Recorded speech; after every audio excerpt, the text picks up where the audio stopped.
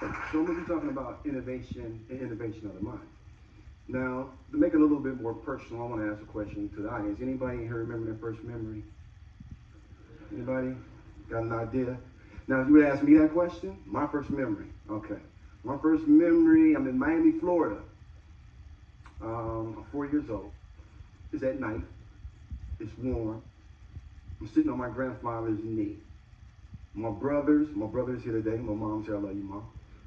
And they're playing. I'm the youngest. I'm 4. So they're playing in the front yard. My grandfather is watching everything. He's looking over everybody.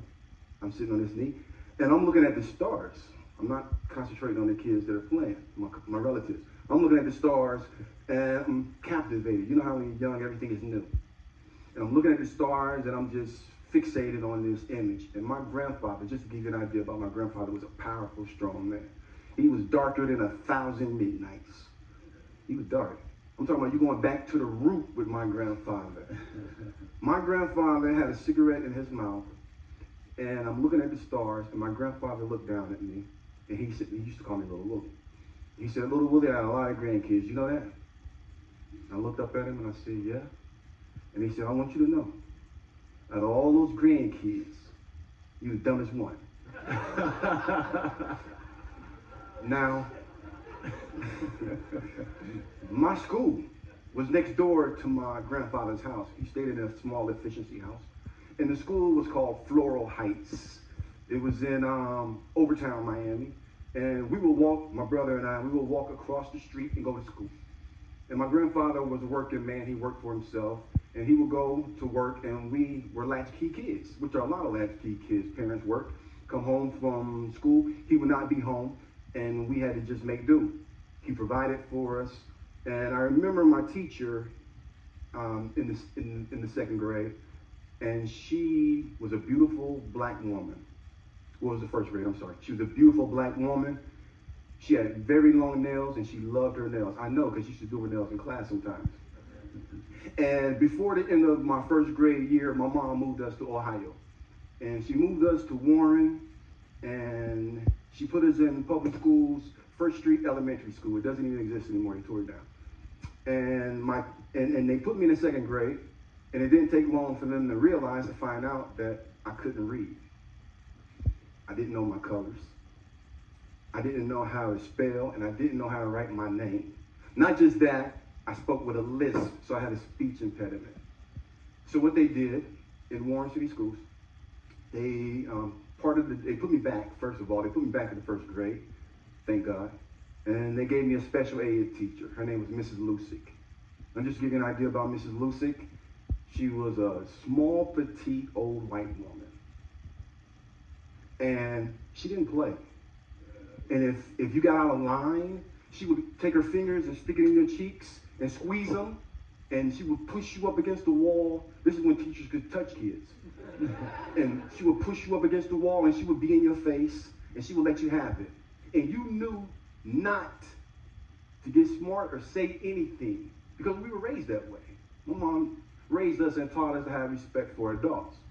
And Miss Lusick took the time. She taught me how to read. She taught me my colors. She taught me how to write. And she corrected my speech impediment. Probably one of the most unlikely people.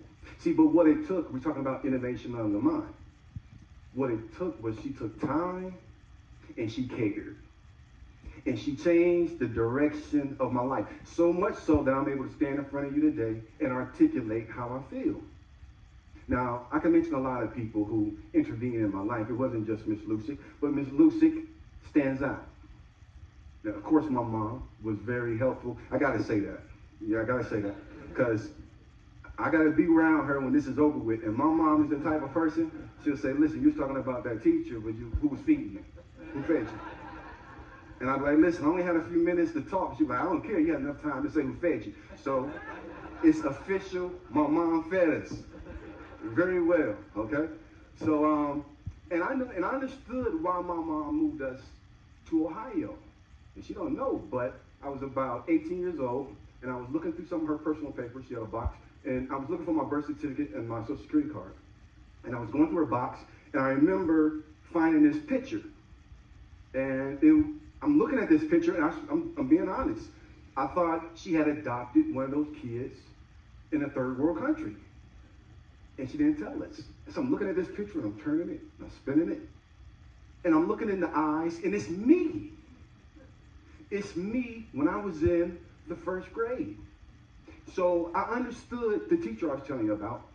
When I would come into her classroom, she would look at me with disgust. She would be disgusted in me, at my appearance. I almost didn't recognize myself. My grandfather was a good man. I learned a lot from my grandfather. My grandfather dropped out of school in the third grade to support his family. My grandfather was a veteran of World War II. My grandfather was one of the few African-American men who actually saw action in World War II.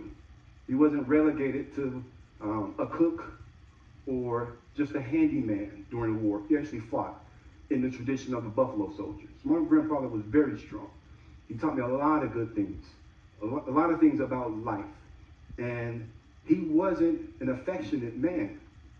He wasn't a hands-on kind of guy. He wasn't the kind of guy you fell down, he'll kiss your boo-boo. He didn't do that. He figured what his job was to feed you and discipline you. And I got a lot of that. And I remember finding that picture, and I tore that picture up in like 100 pieces, in my mind at least. I didn't want anyone to ever see this picture. And I guess probably about a few weeks later, I was with my mom, and we were in the kitchen. She was cooking, and I was doing dishes, and I brought it up. I brought the situation of my grandfather up, and we never talked about it. And I said, listen, I don't think he liked me. And she said, well, he was rough on everybody. I said, hold on now, this is different. This wasn't no just rough on everybody. He had some surplus for me.